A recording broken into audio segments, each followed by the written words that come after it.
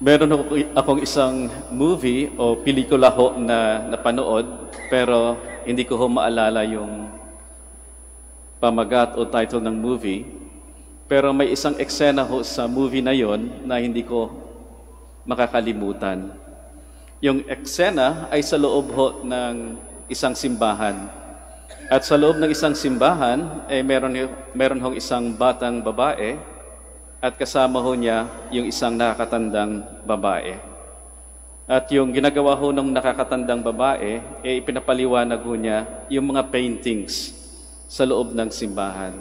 Kaya nasabi niya, oh, this is the painting of the Annunciation when the angel Gabriel announced to the Blessed Virgin Mary that she will be the Mother of God. At tinuro pa niya yung isang painting, oh, this is the painting of the Visitation when Elizabeth, her cousin, visited the Blessed Virgin Mary.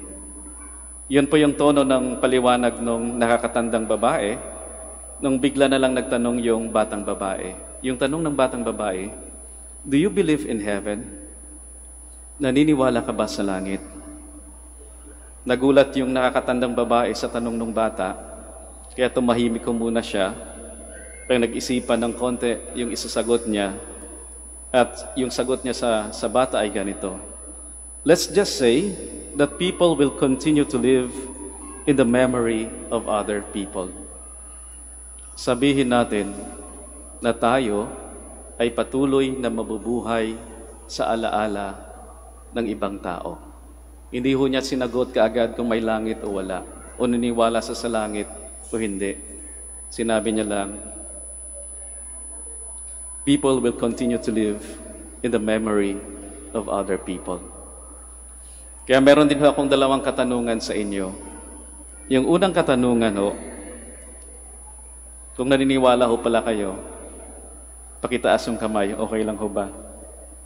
Yung unang tanong ho, dalawang tanong yung unang tanong ho, kayo ho ba ay naniniwala din na tayo ay patuloy na mabubuhay sa alaala ng ibang tao? Pakitaas yung kamay sa naniniwala na tayo ay patuloy na mabubuhay sa alaala ng ibang tao. Na yung kasama mong asawa ngayon, yung membro ng pamilya mo, yung mga kaibigan mo, patuloy na mabubuhay sa iyong alaala habang ikaw ay nabubuhay. Mukhang ilan lang yung sumagot, siguro nagkakahiyaan pa. Anyway, okay lang. Kung ako yung tatanungin niyo ho, naniniwala ho ako. And it's based also on the personal experience. Yung tatay ho namin, wala na ho. Pumanaw na yung aming tatay. Pero, kahit wala na ho yung aming tatay, buhay na buhay ho siya sa aking alaala. Lalong-lalo na pag nangangailangan din ako. Nangangailangan ng tulong. Pag merong problema, bigla ko lang nasasambit, tay, tulong naman. Yun kasi yung alaala ko sa aming tatay, support. Bakit ho? Kasi yung aming tatay ho, ay ayaw ho akong magpare.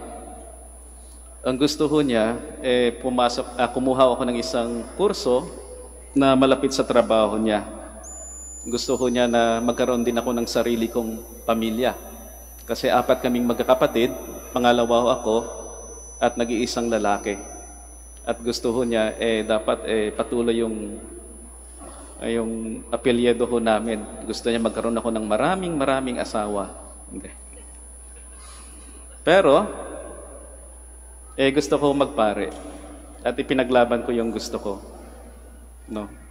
Gusto ipakita sa kanya na kaya kong abutin yung pangarap ko, na kaya kong abutin kung ano man yung gusto kong gawin sa buhay. Kaya bago ako pumasok sa seminaryo, formal na nagpaalam mo ako sa kanya. At yung sabi niya sa akin, alam mo, ayaw kong magpari ka. Pero kung yun ang gusto mo, support pa rin kita.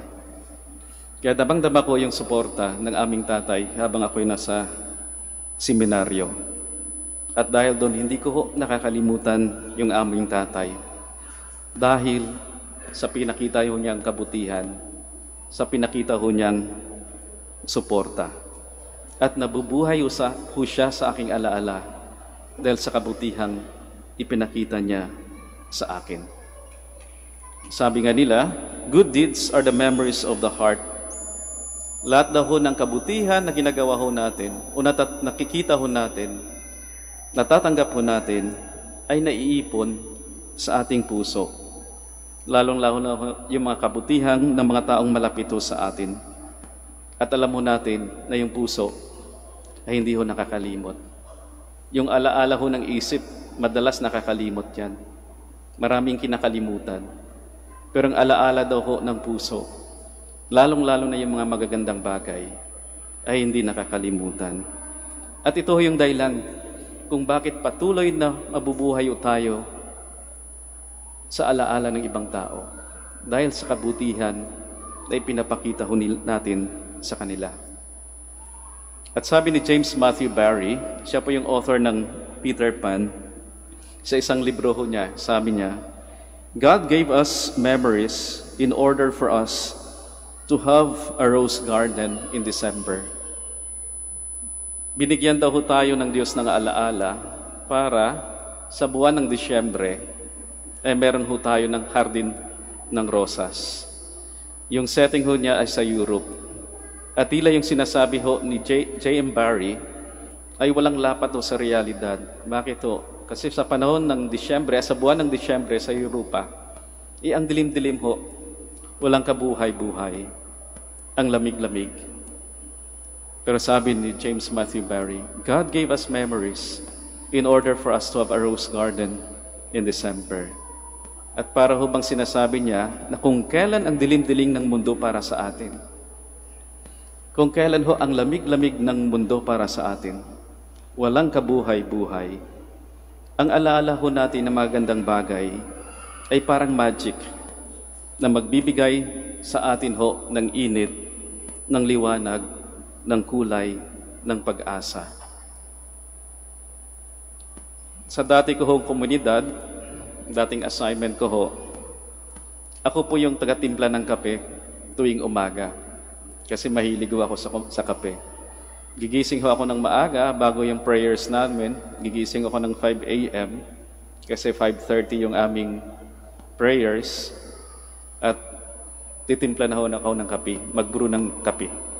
Kasi marami ring miyembro na aming komunidad mahilig sa kape. At yun ang kinoconsider ko na simple act of kindness, simple act of goodness. Pero minsan, nakita ako ng kasama ko, member ng aming community, at tinanong ho niya ako, bakit mo ginagawa yan? Bakit mo ginagawa yan? Pwede mo naman iutos na lang yung simpleng bagay na yan. Ngumiti lang ho ako, pero sa loob ko ay parang gusto kong sabihin sa kanya ho, I want to start my day with something good. And that little act of kindness is enough for me to survive the day. Minsan masalimuot din ho yung mga bagay-bagay sa opisina namin. Pero napapansin ko, if I start my day with something good, enough na po yun, sapat na yun for me to survive the day. Kaya magandang tanong ho sa ating sarili. Nakakapagod ho ba gumawa ng mabuti? Nakakapagod ho ba gumawa ng mabuti? Lalong-lalo na ho na ikaw na lang palagi. Ikaw na lang palagi yung maglalaba, ikaw na lang palagi yung magluluto, ikaw na lang palagi yung naghugas ng pinggan, ikaw na lang palagi naglilinis ng bahay, ikaw na lang palagi yung umintindi sa mga tao, ikaw na lang palagi ang magpatawad sa mga nagkakamali. Nakakapagod ho ba? Kung akong tatanungin nyo, hindi ho. Dahil sa bawat kabutihan na ginagawa ho natin, tayo mismo ang nakikinabang. Sa bawat kabutihan na ginagawa natin, ay naiipon ho sa puso natin at nagiging lakas natin, nagiging liwanag sa buhay ho natin, nagbibigay ho sa atin ng kulay at nagbibigay ho ng init sa buhay ho natin. Kaya nga ho, kung napapagod ho tayo at napapansin ho natin na panay na lang ho tayo reklamo, baka ho, naghihikahos ho tayo sa mabubuting gawa. At nagiging madilim na, malamig, walang kulay, walang init ang buhay para sa atin. Ang ating ebanghelyo sa linggong ito, 27th Sunday in the Ordinary Time, kung napapansin niyo ho, ay tila mahirap intindihin. Mahirap intindihin ho yung may-ari ng ubasan. Bakit ho mahirap intindihin? Malaki yung naging puhunan niya para sa ubasan na ginawa ho niya. Malaki yung hirap na ginawa niya. Inayos na yung lupa, tinamnan ho niya ng ubas, pinaganda ho niya, nagpatayo pa ng tore, kompleto. Pinaupahan ho no, sa mga tao, na yung mga tao naman ay hindi ho sinuklian yung kanyang kabutihan. No, pinatay pa nga yung mga pinadalang alagad ng may-ari. At ganon din yung ginawa nila nung pinadala niya yung kanyang anak. Kaya nagtatanong mo tayo, bakit ganon? Bakit hinayaan mangyari ng may-ari yung bagay na yon? Ilang beses niya parang pinagpasensyahan yung mga masasamang tao. Bakit ito hinayaan ng may-ari yung bagay na yon? Matagal ko rin pinag-isipan, bakit nga kaya? At yung sagot na pumasok sa isip ko, ay ganito lang, simple lang. Dahil mabait ho yung may-ari. Period para sa akin. Bakit ito pinayaan niya na ganung mangyari? Dahil siya ay isang mabait na tao. And if that vineyard owner represents God, then we can say that God is simply good. That God is pure goodness. Na kahit anong sitwasyon, kahit anong circumstances, nangingibabaw at nangingibabaw pa rin ang kabutihan. At natanong natin, lugi ho ba ang Diyos sa ginawa niya? Lugi ho kayang Diyos na sa tuwing tayo'y nagkakasala, paulit-ulit sa kasalanan natin, itinatanggap pa rin niya tayo? Lugi ho kayang Diyos? Hindi ho lugi ang Diyos. Lugi ho yung mga masasamang tao na di ho nakikita ang kabutihan, na di ho nakikita, naramdaman ang kabutihan ng Diyos. Para sa kanila, walang magandang alaala, walang alaala ng kabutihan, walang kaligayahan, walang buhay. Kaya paalala ho sa atin, we persevere in goodness, which is the reason or purpose of our life, which is filled with light, warmth, beauty, and joy.